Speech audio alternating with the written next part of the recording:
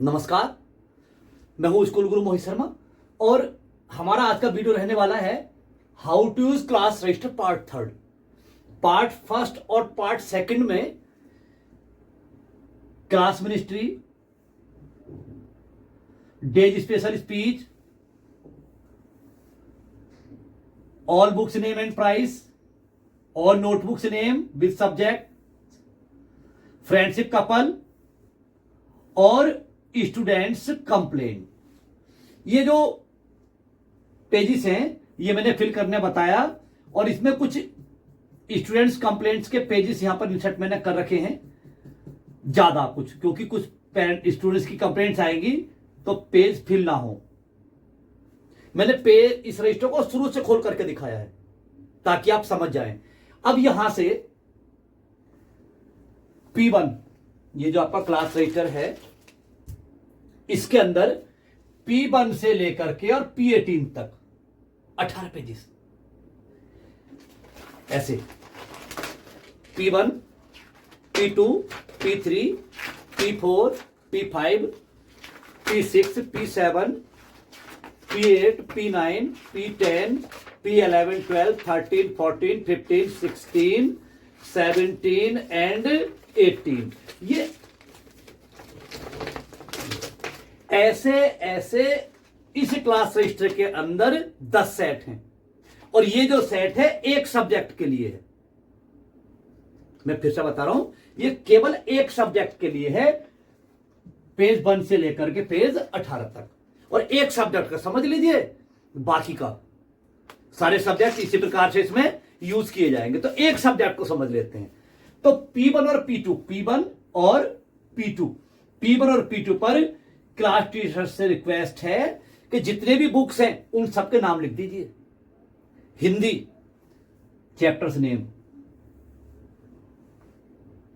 फिर ऐसे ही एक सेट और लगा हुआ है उसमें P1 और P2 है, उससे इंग्लिश मान लीजिए, अगले वाले को मैथ्स मान लीजिए, किसी को व्याकरण, किसी को संस्कृत, किसी को, समझिए। अब हम केवल एक को करते हैं तो यहां पर आते हैं चैप्टर्स नेम। चैप्टर्स नेम क्यों आते हैं कि जब भी कोई चैप्टर फिनिश हो, जब सब्जेक्ट टीचर उसे पढ़ाने जाएंगे तो यहां पर उसकी डेट मेंशन कर देंगे कि किस डेट में ये चैप्टर फिनिश हुआ। इससे क्या पता चलेगा कि जब हम क्लास की रिपोर्ट लेंगे तो अगर क्लास ऑफ भी है तो इस रजिस्टर के द्वारा हमें पता चल जाएगा कि कितने चैप्टर्स किस बुक में हो चुके हैं। ऐसा तो नहीं कोई सब्जेक्ट छूटा हुआ है। तो क्लास टीचर्स को क्या करना है, सब चैप्टर्स नेम लिख देने हैं। तो P1 और P2 समझ में आ गया। इसके बाद में मैं क्लास टीचर फोकस क्यों कर रहा हूं, क्योंकि चैप्टर्स नेम सभी सब्जेक्ट के क्लास टीचर को लिखने हैं। अगर कोई सब्जेक्ट छूटता है तो रिस्पॉन्सिबिलिटी क्लास टीचर की होगी। P1 और P2। अब देखिए P3, 4, 5, P3, 4, 5 ये एक ही जैसे पेजेस है, बस फर्क किया है कि 1 से लेके 23। अगर लेस देन 23 स्टूडेंट्स होते तो एक ही पेज इनफ होता, लेकिन मोर देन 23 हैं एंड लेस देन 46 हैं तो आप दूसरे पेज को भी यूज कर सकते हैं, and more than 46 and less than 69 है तो हम तीसरे पेज को भी यूज कर सकते हैं। तो क्या करना है, बच्चों के नाम, आपकी कक्षा के जितने बच्चे हैं, ये क्लास टीचर्स का वर्क है। राम, मोहन, सोहन, जितने भी विद्यार्थी हैं पूरे रजिस्टर में, हिंदी सब्जेक्ट में भी, इंग्लिश में भी, सभी में आप ही को नाम लिखने हैं। वो क्यों लिखने हैं देखिए, हिंदी वालों ने लिखा यहां पर राम, इंग्लिश वाले सब्जेक्ट के जो टीचर हैं उन्होंने लिख दिया वहां पर मोहन। जब हम इसकी रिपोर्ट लेंगे तो हमें यहां पर राम दिखाई देगा, कहीं पर मोहन दिखाई देगा। हम चाहते हैं कि 1 नंबर पर राम है तो हर सब्जेक्ट में 1 नंबर पर राम ही रहे। आप समझ रहे हैं। क्लास टीचर को क्या करना है, बच्चों के नाम यहां पर लिख देने अपनी कक्षा के, 1, 2 और 3। ये 3 पेजेस हैं, आप यूज कर लीजिए इसे। अब इसके बाद क्या होगा, जब यहां पर आप नाम मेंटेन कर देंगे P3, P4 और P5 पर, तो जैसे ही आप कभी कोई एग्जाम होते हैं FA1 तो यहां पर FA1 मेंटेन कर देना है और FA1 मार्क्स यहां पर चढ़ा देने हैं। FA2 के मार्क्स यहां पर आ जाएंगे, FA3 के, FA4 के, हाफ ईयरली, एनुअल, इस प्रकार से जो यहां पर मार्क्स जब भी एग्जाम हुआ करेंगे तब यहां पर मार्क्स इंसर्ट कर देंगे। क्यों कर देंगे कि जब हम क्लास में जाएंगे क्लास रजिस्टर ओपन करेंगे, सपोज कीजिए इंग्लिश सब्जेक्ट है, हमें पता चल जाएगा इंग्लिश में सबसे तेज बच्चा कौन सा है। मैथ्स का खोलेंगे, मैथ्स में सबसे तेज बच्चा कौन है, सबसे कमजोर कौन सा है। और जब दूसरे एग्जाम होंगे तो यहां पर फिर आप मेंटेन कर दिए दूसरे एग्जाम को। बहुत सिंपल, ज्यादा कार्य नहीं है इसमें, डिटेल रखनी है बच्चों की सारी की सारी। तो P3, 4, 5 समझ गए, एग्जाम डिटेल है, बस नाम चढ़ा देने आपको बच्चों के। P6, अब ये P6 क्या है, कंपटीशन डिटेल। जो भी सब्जेक्ट टीचर इस सब्जेक्ट को पढ़ाएंगे तो सबसे पहले ये कार्य सब्जेक्ट टीचर का है। जब पढ़ाने जाएंगे तो सबसे पहले सब्जेक्ट टीचर को क्या करना पड़ेगा कि कौन कौन से उन्हें कंपटीशन कराने हैं।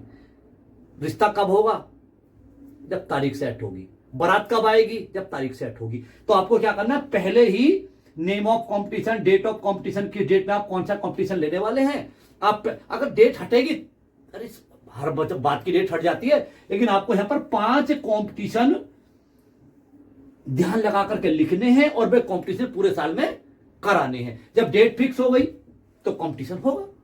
नेक्स्ट P7, 8, 9 एंड P10, ये ब्लैंक पेजेस हैं।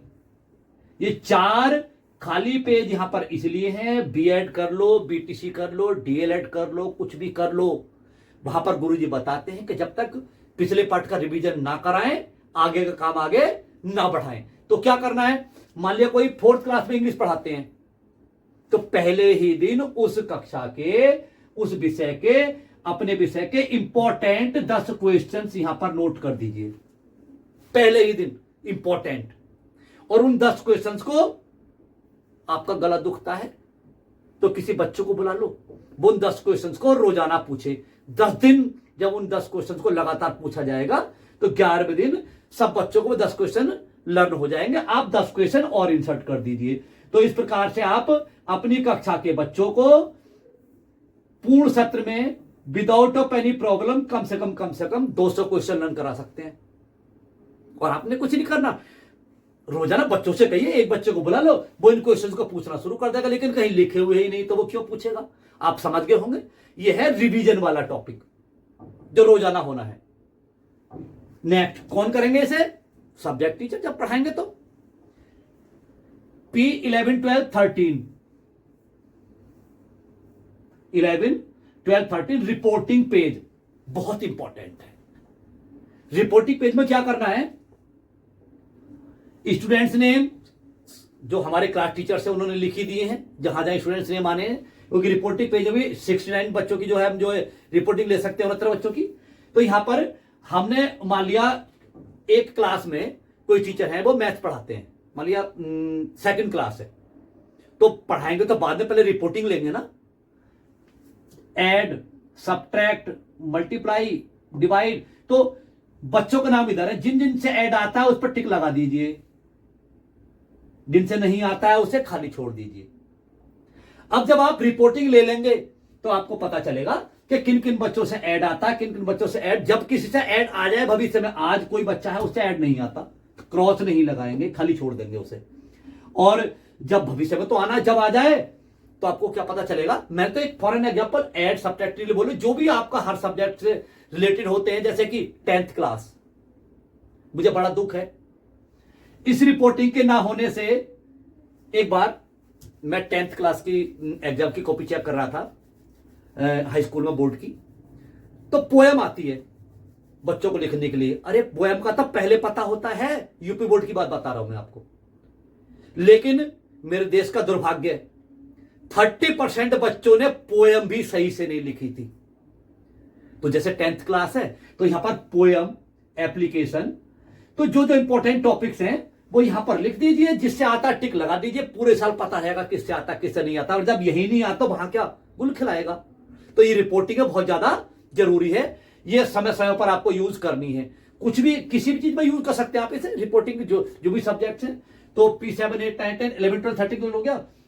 P14, 15 एंड 16,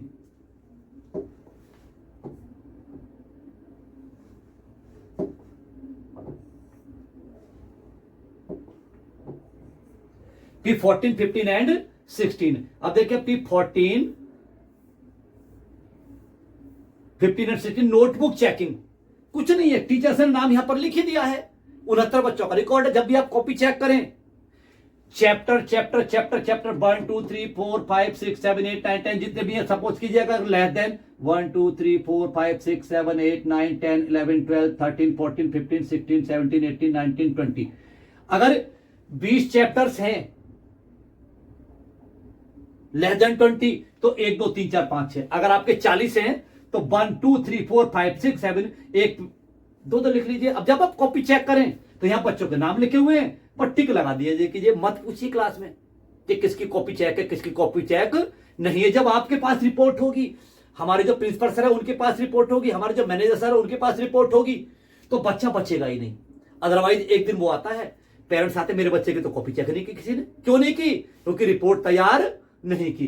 तो आप समझ गए होंगे 14 15 16। अब लास्ट है आपका P17 और P18। अब जो P17 और P18 है, ये हमारा टॉपिक स्पेशलिस्ट। तो टॉपिक स्पेशलिस्ट क्या होते हैं? सपोज कीजिए कि मुझे जीके पढ़ाना है, और मुझे जीके पढ़ाना है तो मैं क्या करूंगा, ministry, state capital, country capital, historical moments, जितने भी टॉपिक्स हैं जीके के, वो मैं यहां पर पहले लिख लूंगा। और मानिए मेरी क्लास में 40 बच्चे और 20 टॉपिक मेरे निकले, तो पहले ही दिन जीके पढ़ाते समय मैं 2 बच्चों को एक टॉपिक दे दूंगा और उन्हें अपना अपना टॉपिक बांट दिया। सर 10 दिन बाद देखिए मैं नहीं पढ़ाऊंगा, वे बच्चे खुद आकर के अपना टॉपिक पढ़ाएंगे। और जो न्यू एजुकेशन पॉलिसी क्या कहती है कि हमें बच्चों से पढ़वाना है। तो P7 हर सब्जेक्ट पे टॉपिक बनाए जा सकते हैं।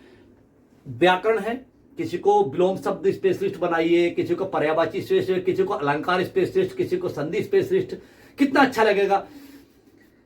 तो P17 और 18, तो यही तो है 18 पेजेस। P1 से लेकर 18 तक कुछ भी नहीं है। क्लास जाना है और क्लास में जाकर के जो क्लास रजिस्टर इसे ओपन करना है, अपना सब्जेक्ट ओपन कर लेना है और इसके आधार पर पढ़ाना शुरू कर देना है।